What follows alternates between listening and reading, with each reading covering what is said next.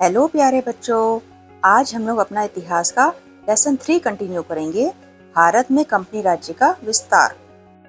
बच्चों, इस भाग में हम लोग अंग्रेज और मैसूर के बीच जो 4 युद्ध हुए थे उनके बारे में पढ़ेंगे। बच्चों, हम लोग इन चारों युद्ध को एक कहानी के माध्यम से समझेंगे। तो चलिए शुरू करते हैं।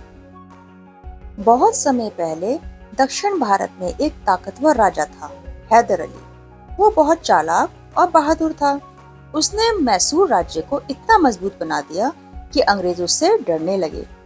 एक दिन अंग्रेजों ने सोचा, अगर हमें पूरे भारत पर राज करना है तो सबसे पहले मैसूर को हराना होगा। इसलिए अंग्रेजों ने निजाम और मराठों से दोस्ती कर ली। उन्होंने सोचा, 3 तरफ से हमला करेंगे तो हैदर अली हार जाएगा। लेकिन हैदर अली तो बहुत चतुर था। उसने अपनी सेना को छोटे छोटे टुकड़ों में बांट दिया और अलग अलग जगहों पर अंग्रेजों पर हमला कर दिया। अंग्रेज घबरा गए। फिर क्या हुआ? हैदर अली अपनी सेना लेकर मद्रास तक पहुंच गया और अंग्रेजों को झुका दिया। तब अंग्रेजों को समझ आया कि हैदर अली को हराना आसान नहीं है। अंत में दोनों ने मद्रास की संधि कर ली और शांति बनाई। चलिए अब दूसरे युद्ध की कहानी सुनते हैं। हैदर अली और अंग्रेजों के बीच एक और युद्ध शुरू हुआ। इस बार अंग्रेजों ने फिर से धोखा दिया। हैदर अली बहुत गुस्सा हुआ और उसने मराठों और निजाम को साथ लेकर अंग्रेजों पर हमला कर दिया। युद्ध के दौरान एक बड़ी घटना हुई। हैदर अली बीमार हो गए और उनकी मृत्यु हो गई। अब उनका बेटा टीपू सुल्तान मैसूर का राजा बना। टीपू सुल्तान अपने पिता की तरह बहुत बहादुर और तेज तर्रार था।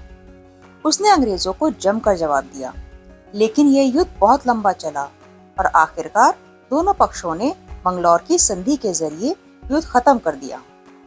चलिए अब सुनते हैं तीसरे युद्ध की कहानी। टीपू सुल्तान ने सोचा, अगर मुझे अंग्रेजों से जीतना है तो मुझे मजबूत साथियों की जरूरत है। उसने फ्रांस से दोस्ती कर ली। फ्रांसीसी सेना ने टीपू को हथियार और सैनिक दिए। जब अंग्रेजों को ये पता चला तो वे गुस्से में आ गए। उन्होंने मराठों और निजाम से फिर से मदद मांगी। तीनों ने मिलकर टीपू पर हमला किया।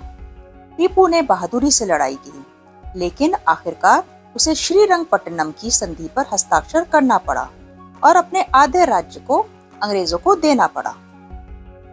अब टीपू की आखिरी लड़ाई यानी चौथे युद्ध की कहानी सुनते हैं। टीपू सुल्तान ने हार मानने से इनकार कर दिया। उसने फिर से अपनी सेना मजबूत की और अंग्रेजों के खिलाफ युद्ध छेड़ दिया, लेकिन इस बार अंग्रेजों ने पूरी ताकत से हमला किया। युद्ध श्रीरंगपट्टनम के किले में लड़ा गया। टीपू सुल्तान ने अपनी आखिरी सिपाही तक लड़ाई लड़ी।